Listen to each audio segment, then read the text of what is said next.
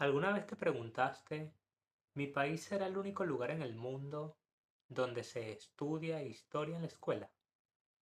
No, nunca lo hiciste, pero tiempo, no debes sentir culpa. Absolutamente nadie, en edad escolar al menos, cuestiona la enseñanza de la historia. Y en honor a la verdad, casi nadie, ni siquiera los maestros, se preguntan acerca de los motivos por los cuales se enseña historia en la escuela. Lo que seguramente sí te preguntaste, impulsado por el aburrimiento, por supuesto, fue ¿para qué se estudia historia en la escuela? Hola a todos, bienvenidos a este cuarto capítulo de mi canal Historia Imaginada. Mi nombre es Miguel y sin más dilación, empezamos. Antes de iniciar, es importante que sepas que cuando hablamos de historia, es inevitable no mencionar dos palabras: pasado y memoria. Así como nuestro cerebro activa y desactiva el recuerdo, qué recordamos, cómo lo recordamos y dónde lo recordamos, las sociedades, por medio de distintos mecanismos, son capaces de organizar la memoria que las alimenta, define y sostiene. En todas las sociedades actuales existen al menos tres registros distintos del pasado que pugnan entre sí, pero que al mismo tiempo alcanzan acuerdos que permiten lograr la cohesión grupal. Su importancia e influencia son fundamentales en nuestra consideración individual del pasado. La memoria colectiva. Esta no se construye de manera lineal. En su constitución ocurren cambios, equilibrios y desequilibrios. Es un proceso en el cual se incluyen leyes, normativas, tradiciones ancestrales. Alcanza tanto al poderoso como a quien no lo es y de alguna manera logra que nos veamos inmersos en ella, que todos nos involucremos. Visto desde esta perspectiva, la memoria colectiva es un agente cohesionador de la sociedad. Y entonces, ¿qué papel juegan la historia profesional y la historia escolar? La historia profesional. Su motivación principal es la comprensión del pasado. Las fuentes y los fundamentos de los cuales se vale el historiador para alcanzar su objetivo varían de acuerdo a la escuela historiográfica. A pesar del fundamento lógico y científico de la disciplina histórica, no podemos dejar de lado el hecho de que también entran en juego factores como la intuición, la imaginación y los juicios de valor. Este tipo de conocimiento habita un espacio intermedio entre lo escolar y lo colectivo. Podría decirse que ambos registros se nutren de la historia profesional. Por su parte, la historia escolar es menos que la historia profesional, ya que no alcanza esos objetivos de comprensión científica y de interpretación del pasado. Pero al mismo tiempo, la historia escolar también es mucho más, ya que enlaza en un discurso coherente y propio una interpretación y un conjunto de valores en torno a una visión del pasado. Pero ¿en qué momento escuela e historia se unen? Es a partir de la segunda mitad del siglo XIX. En un contexto postindependentista, los estados nacionales nuevos, débiles, debían prevalecer. Para ello era fundamental dejar de lado pensamientos separatistas y o regionalistas y liderazgos militares individualizados. En ese contexto, la escuela se convirtió en un bastión y los líderes políticos de las nacientes repúblicas rápidamente se dieron cuenta que la educación podía ser un vehículo para movilizar ideas y valores. Ahora bien, en ese contexto se da un proceso mediante el cual tanto historia como escuela hacen uso o toman disposición de narraciones, de rituales y de diferentes mecanismos que sin lugar a dudas contribuyen a cimentar ese naciente proyecto político que hoy en día se ve reflejado en las distintas naciones latinoamericanas.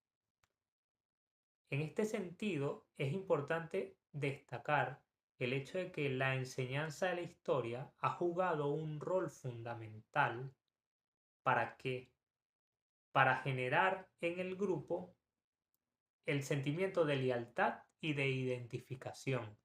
Gracias a ese procedimiento generacional a través del cual nuestros abuelos, nuestros padres, nosotros mismos, hemos ido a la escuela y hemos recibido clases de historia, ha sido posible que el grupo se identifique, se autoperciba de una manera específica y que eso permita diferenciarse de otros grupos. Es allí donde surge eso que conocemos como nacionalismo o sentimiento de amor por el lugar de nacimiento, bien sea que usemos el término patria o el término nación o la palabra país. En este sentido, también es necesario destacar el hecho de que si bien el proceso de influencia que ha tenido la historia y su enseñanza fue producto o ha sido el producto de un proyecto político decimonónico, no debemos entender este proceso como un plan macabro, como un plan maestro de alguien moviendo los hilos, para nada. Lo importante acá es el hecho de que la historia y su enseñanza ha involucrado a todos, tanto a los poderosos como a los que no lo son.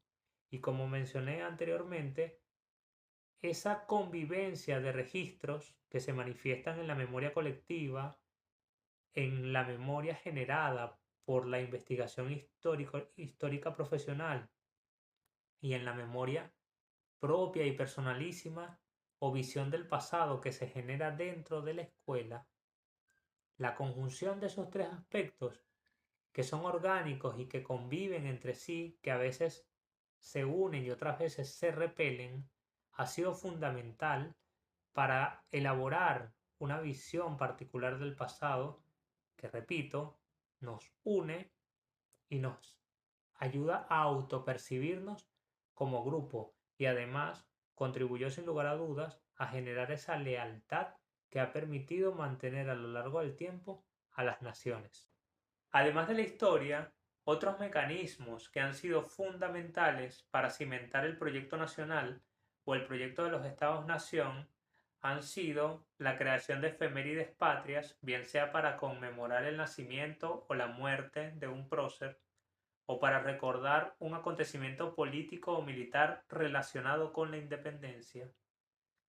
La creación de rituales como izar la bandera, cantar el himno, la construcción de mausoleos, plazas, panteones nacionales, lugares a donde ir a rendir culto, a donde ir a recordar una visión particular del pasado, las visitas programadas a museos, todos esos elementos que son comunes a nosotros constituyen actos de autorrepresentación. En otras palabras, el pasado al servicio del presente. Una mañana muy temprano, un patio escolar. Hay múltiples filas de niños y adolescentes formadas una al costado de la otra, organizadas por estatura, desde el más bajo hasta el más alto. Se rinde honores a la bandera, se canta el himno nacional, con la mano derecha en el corazón, el pecho erguido, la espalda recta, la mirada fija en las ondas que hace el pabellón nacional, mientras va subiendo en el asta.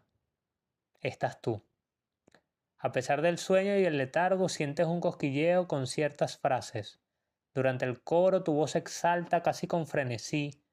En la siguiente estrofa miras a tus compañeros, todos cantan, ninguno pestañea.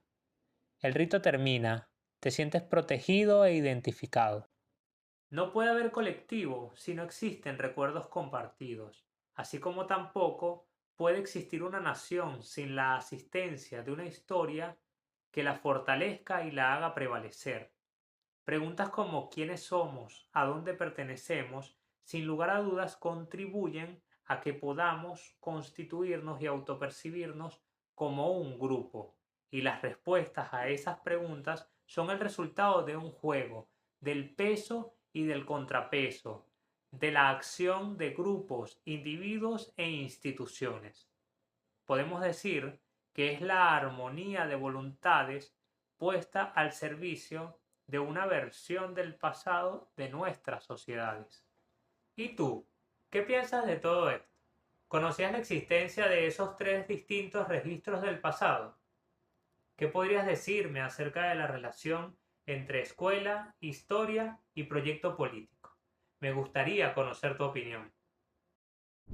Y si llegaste hasta aquí, espero que te suscribas a mi canal, des like al video y presiones la campanita para que puedas saber cuándo es momento de empezar a imaginar la historia.